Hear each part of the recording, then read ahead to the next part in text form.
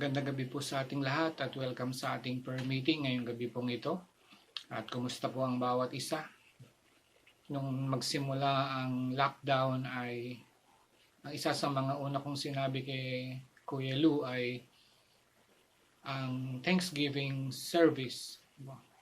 Kasi ang nasa isip ko ay sandali lang ang lockdown na ito. Ngunit ilang buwan na ba iyon? At ngayon ay wala pa tayong kasiguruhan kung kailan ito matatapos. Pero sa lahat-lahat ng ito ay isa ang sigurado natin na tayo ay ligtas sa Panginoon. Hindi niya tayo pinababayaan. At gaya ng ating pinag-aaralan, tayo ay may pag-asa.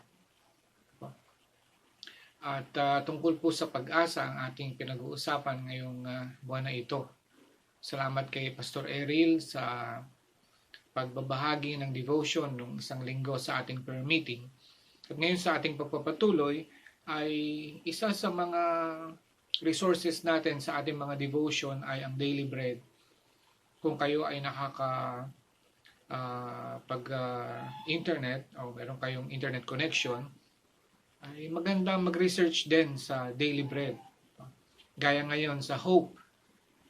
At nung nag-research ako tungkol sa Hope ay nakita ko yung mga devotionals na tungkol sa pag-asa. At sabi noong July 19, 2010, marami sila na ang ipon nila ng devotional. 2010 pa ito. Ang sabi doon, hope for the Christian is a certainty because its basis is Christ. Ang pag-asa sa atin na mga Kristiyano ay katiyak. Dahil ito ay nakabase sa ating Panginoong Jesucristo. Noong May 21 naman, 2004, no one is hopeless whose hope is in God. Kaya wala pong Kristiyano na hopeless. At saka noong December 18, 2017, God secures our hope in His unchanging character. Sa ating pong pag-asa ay nakasalalay sa ating Panginoon, nakasalalay sa Kanyang hindi nagbabagong katangian. Ibig sabihin, kung noong unang panahon siya ang pag-asa, ngayon siya ang ating pag-asa, at yun ay hindi nagbabago. At yan po, ang suggestion ko ay gawa tayo ng research din dito sa Daily Bread. Napakaganda po. At sa ating pagpapatuloy ay buksan natin ang ating mga Biblia sa Psalm 71:5. Naghahanap ako ng pag-asa dito sa aklat ng mga awit. Sapagkat sa aklat ng mga awit ay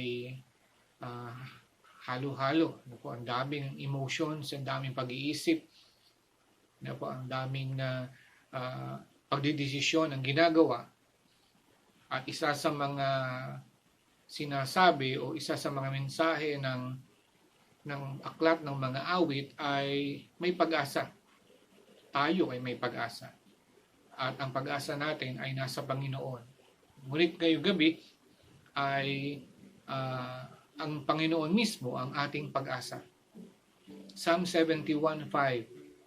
Sabi sa New King James Version, "For you are my hope, O Lord God. You are my trust from my youth." Sa NIV, "For you have been my hope, O Sovereign Lord, my confidence since my youth." Sa wikang Tagalog po ay, sapagkat ikaw ay aking pag-asa, O Panginoong Diyos, ikaw ay aking tiwala mula sa aking kabataan. Ito ay ang talata na nanggaling dito sa awit 71. Wala pong nakasulat kung sino ang sumulat ng awit na ito. Ngunit ang masasabi lang natin, ang sumulat nito ay may edad na. Sapagkat ito mismo ay nabanggit niya dito sa kanyang sinulat. Siya ay may edad na isulat niya ito. Sabi nila ay yung style na ito ay hindi maipagkakait na si David ang sumulat nito.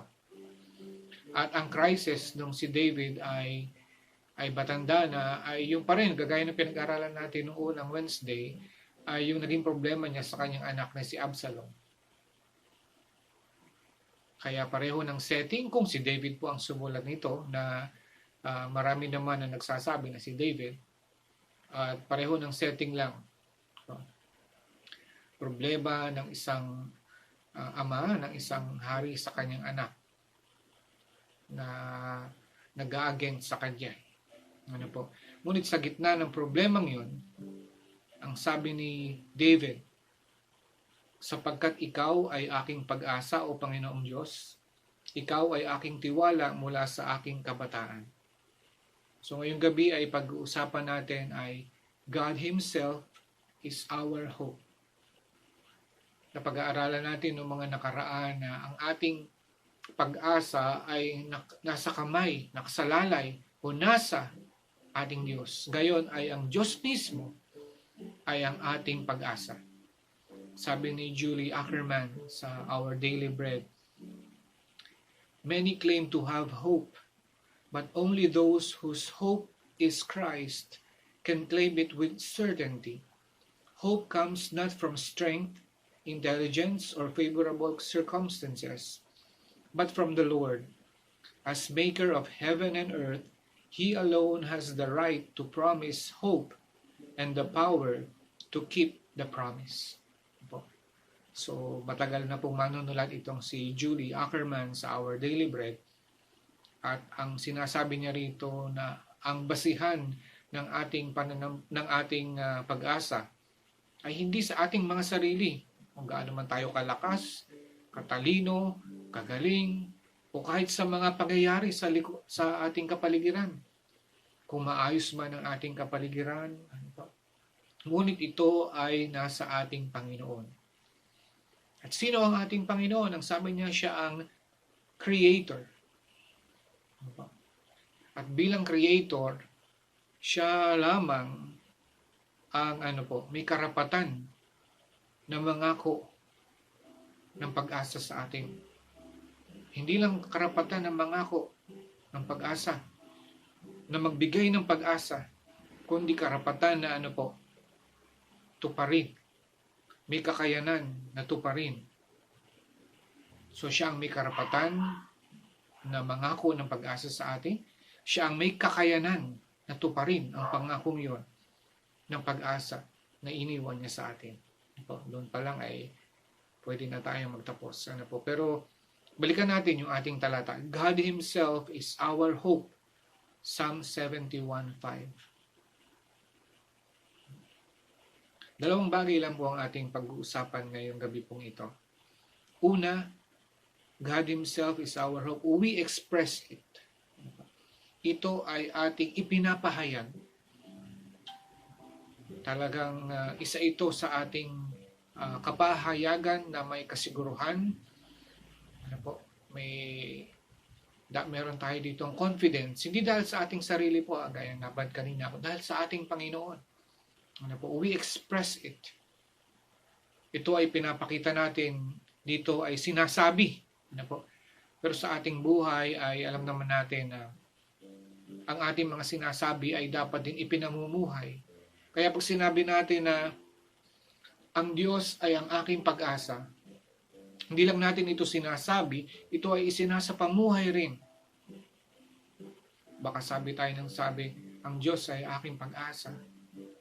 Umaasa ako sa Diyos sa araw-araw. Pero pag may nagsabi sa atin, bakit ang buhay mo ay parang walang pag-asa?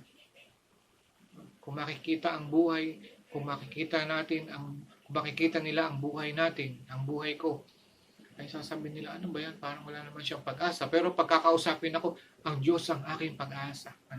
So pag sinabi po natin na we express it, hindi lamang natin ito ina-express sa pamamagitan ng ating bibig, kundi ito po ay ina-express natin sa pamamagitan ng ating pambuhay. Isa sa pinakamaganda tungkol sa pag-asa ay we experience it. Ito po ay karanasan ni David. Ito po ay karanasan ni Moses. Ito po ay karanasan ng 12 apostles. Siyempre pinalitan na si Judas. Ito po ay karanasan ni Apostol Pablo. Ito po ay karanasan natin, bawat isa po sa atin. Ano po ang karanasan natin? Na ang Diyos ay ang ating pag-asa. Na ang pag-asa natin ay nakasalalay sa ating Diyos. Dito ay ipinapahayag ito. Sabi sa verse 5, we express it, for you are my hope, O Lord God. Sinasabi niya sa Panginoon, Panginoon, kayo po ang aking pag-asa. At syempre ito ay sinasabi ng isang tao nagtitiwala sa Diyos. Isang tao umaasa sa Diyos. Sinasabi niya ito. Siguro, sa paligiran niya, unfavorable. May problema nga po eh. At kung ang titignan natin, kung ito si David, yung background, family problem ito. Family problem na apektado ang buong bansa sapagkat siya ay hari. Ganun kabigat ang problema. Ngunit ito ay sa kabila ng problema, sa kabila ng struggle niya, sinasabi niya sa kanyang sarili, galing sa kanyang puso, sinasabi niya sa ating Panginoon, Panginoon, kayo lamang po ang aking pag-asa. At dahil ang Diyos ang pag-asa ni David, at ang Diyos ay pag-asa natin, our dependence is on Him. Anong sabi sa verse 1? In you, O Lord, I put my trust. Let me never be put to shame. Panginoon, kayo po ang aking pag-asa. Dahil kayo po ang aking pag-asa, ako po ay nakadepende lamang sa inyo. Ako po ay nakadepende lamang sa inyo. Ako po ay nagtitiwala lamang sa inyo. Sa inyo lamang nagtitiwala. Sa mga kasamahan ni David, hindi niya alam kung sino na lang ang loyal sa kanya. Usong-uso noon sa kaharian na ina-assassinate ang mga leaders. Minsan ay sinasabi ni David na ito kaya ay kakampi ng anak ko o kakampi ko pa. Pero ang sabi ni David, ang hirap magtiwala sa tao. Ang hirap magtiwala sa sarili. Bakit? Alam mo David na nag-fail din siya eh. Nakasulat nga sa Biblia yung kanyang failure, yung kanyang shortcoming, yung kanyang kasalanan. At dahil doon, hindi siya nagtiwala sa ibang mga tao, hindi siya nagtiwala sa kanyang sarili. Ang Panginoon lang. Sa Panginoon lang siya nagtitiwala. Sabi sa verse 2, deliver me in your righteousness and cause me to escape. Incline your ear to me and save me. Be strong, be my strong refuge to which I may resort continually. You have given the commandment to save me, for you are my rock and my fortress. Sabi ni David, at sinasabi natin, maaari nating sabihin, our deliverance is on Him. Ang ating kaligtasan, hindi ito spiritual na kaligtasan.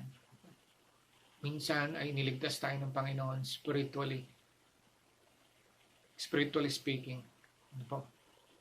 Pero ito ay sa kanyang pamumuhay. Ang Panginoon pa rin ang kanyang kaligtasan. Kaya nga po na kapag lumalabas tayo nananalangin, di ba? Sapagkat ang Panginoon ang nag-deliver sa atin. Marami nang nagpapatotoo ng deliverance na ginagawa ng Panginoon sa bawat isang Kristiyano. At alam niyo, balang araw, hindi ko na alam kung baka hindi na siguro ipapakita ito sa atin ng ating Panginoon. Pero maraming beses naniniwala ako. Maraming beses sa buhay natin, niligtas tayo ng Panginoon, hindi natin alam. At ang bawat isa sa atin ay makapagpapatotoo kung paano tayo nililigtas ng Panginoon. Maraming magagandang kwento eh. Sa mga Kristiyano ang ginawa ng Panginoon. Pero sa atin, wala man tayong exciting na kwento. Marahil yung kwento natin sa araw-araw ay ordinaryo lang. Pero ang totoo, mga kapatid, nililigtas tayo ng Panginoon. Niligtas tayo buhat sa kasalanan, buhat sa kamatayan, buhat sa walang hanggang kaparusahan. Araw-araw, iniingatan tayo ng Panginoon.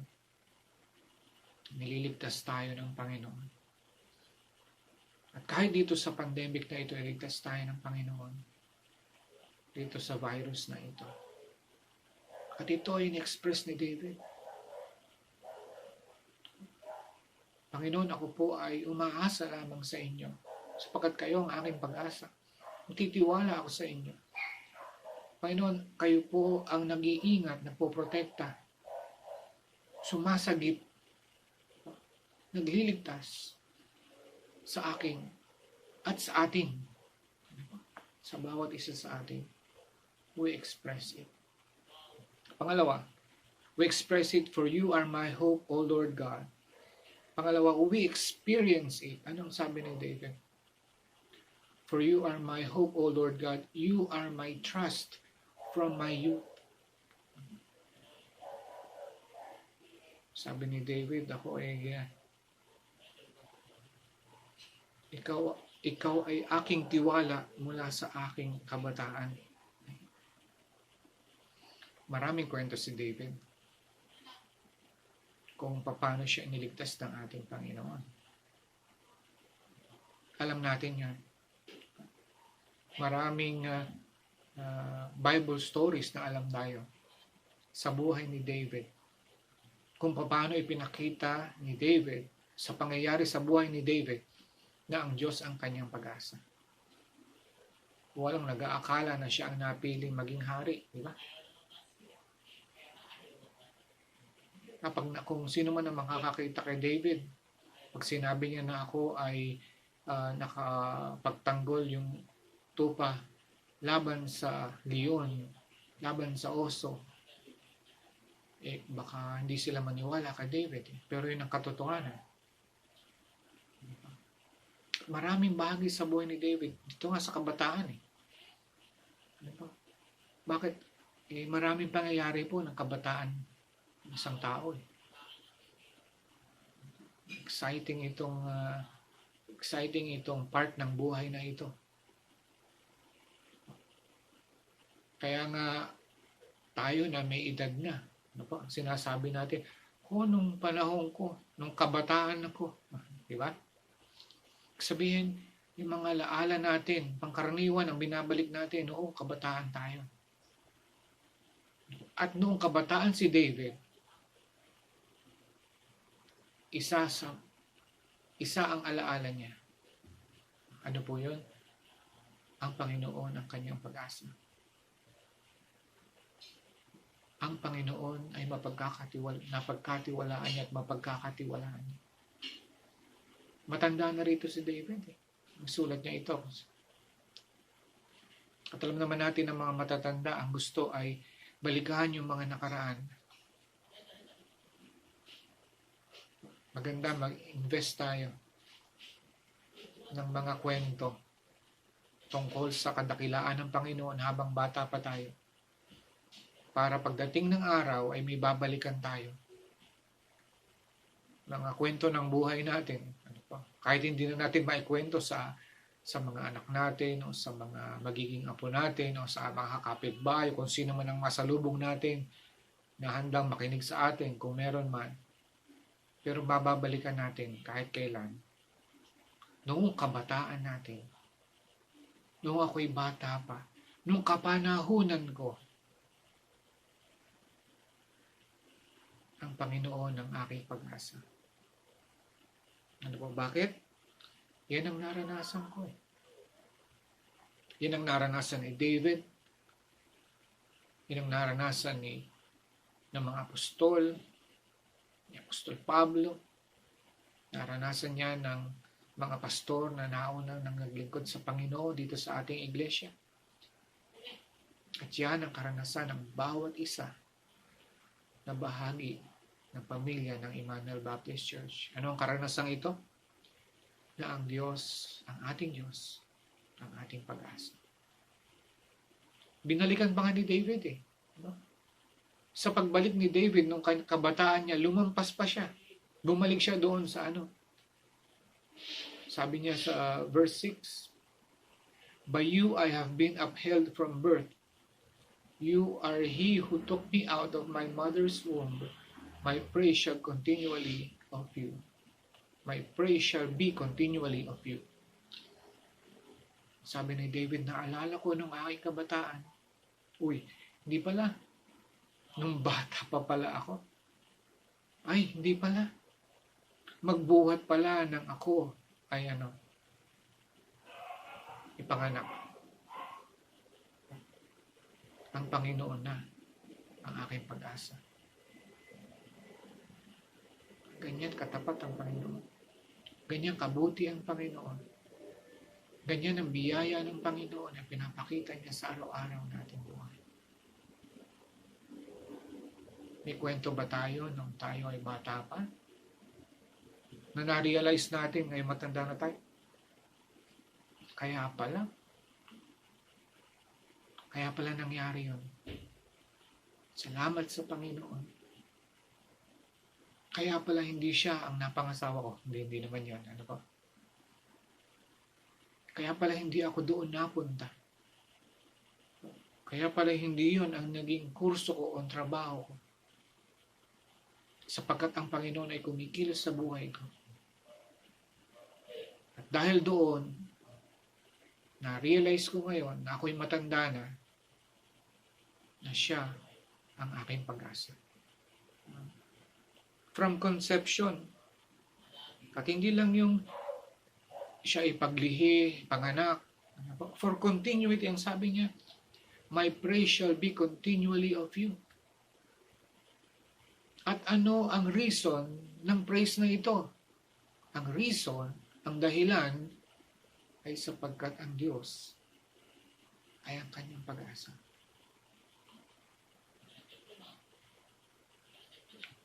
Isang napakagandang dahilan para magpuri sa Panginoon. Isang napakagandang dahilan na tayo ay mabuhay na nagpapasalamat sa Panginoon, nagpupuri sa Kanya, sumasamba sa Kanya, araw-araw, continually. Bakit? Sapagkat siya ang ating pag-asa.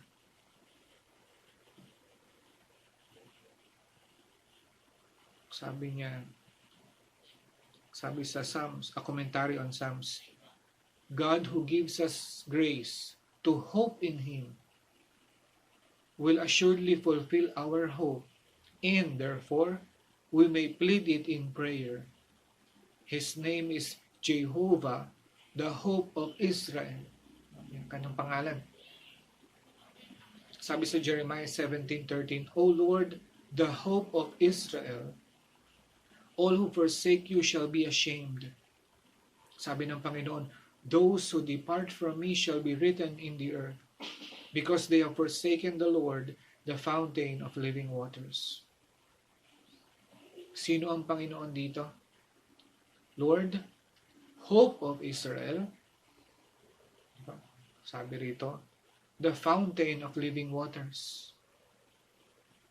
Lahat ng tumalikod sa Panginoon, sabi ni Jeremiah, will be ashamed. Lahat ng umalis sa Panginoon, lumayo sa Panginoon, sabi rito, ay parang nakasulat sa lupa na mabubura.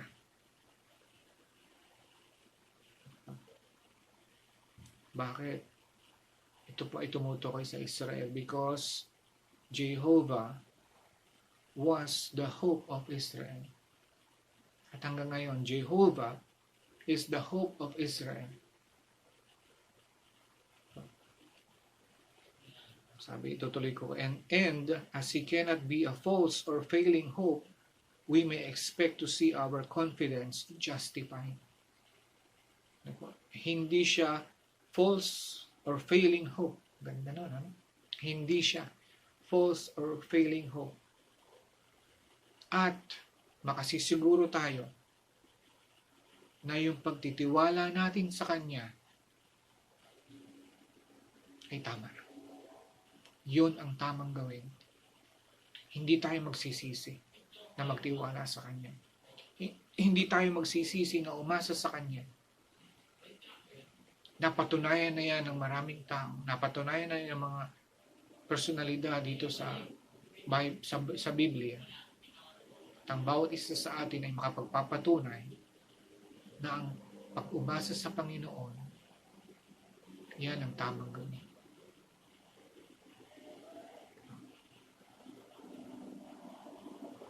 For you are our hope, Lord God. We trust in you. Sana ang buong pamilya ng Emmanuel Baptist Church, nagkakaisa tayo. Ng ating Diyos, ng ating Panginoong Diyos, ay ang ating pag-asa. Lahat tayo, bawat isa sa atin, ay nagtitiwala sa Kanya. Manaming banal, kayo po ang aming pag-asa. At lahat po ng mga bagay sa aming buhay, pinagkakatiwala po namin sa inyo. Alam po namin na hindi niyo po kami pababayaan. Sapagkat ito po'y dalangin namin sa matamis na pangalan ng Panginoong Jesus. Amen. Amen. Magandang gabi po sa bawat isa. Pagpalain po tayo ng Panginoon.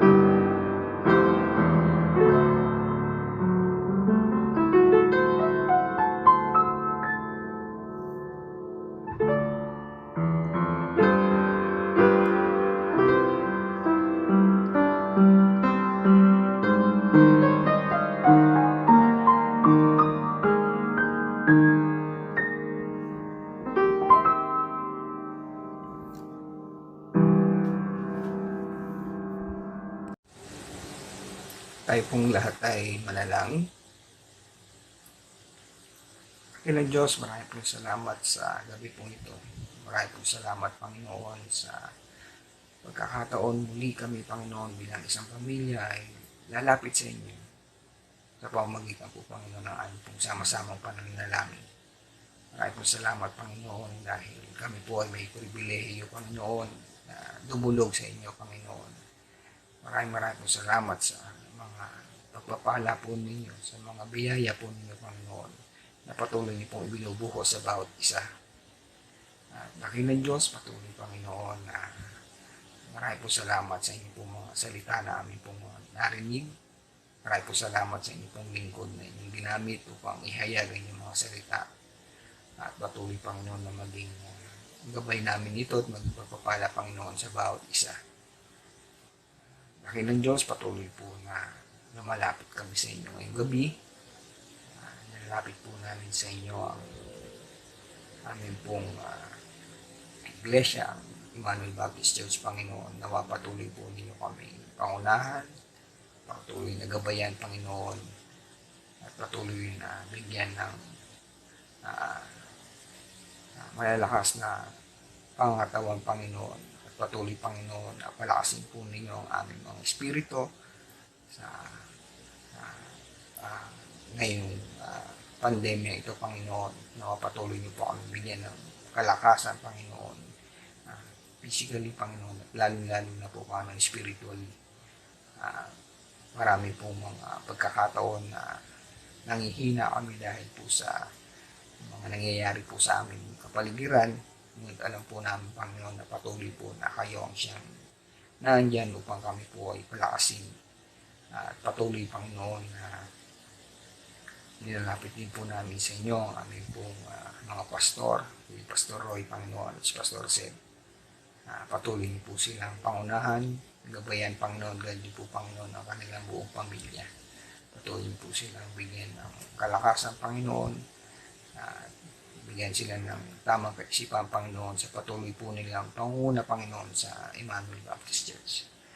Ganun din po, Panginoon, nilapit namin sa inyo ang lahat po ng mga outreach pastors namin, Panginoon, Pastor Jom, si Pastor Eman, si Pastor Ray, Pastor Errol, Panginoon. Patuloy niyo po silang pangunahan, patuloy na bigyan ng malalakas na pangatawan at malalakas na espiritu, Panginoon. Dakilang Diyos, patuloy po namin nilalapit sa inyo ang mga gawain po namin, Panginoon, bagamat medyo may kahirapan, Panginoon, dahil po sa mga nangyayari ngayon sa dulot ng pandemya, Panginoon. Ngunit kayo po ang patuloy na nagpo-provide, Panginoon, ng lahat po ng aming pangailangan para po sa aming mga gawain, Panginoon, lalo-lalo na po, Panginoon, sa aming pong pananambahan. Na patuloy niyo pong pangunahan ng mga tao, Panginoon, na gumagawa, Panginoon, upang makapaglahad kami, Panginoon, through FB and through YouTube, Panginoon.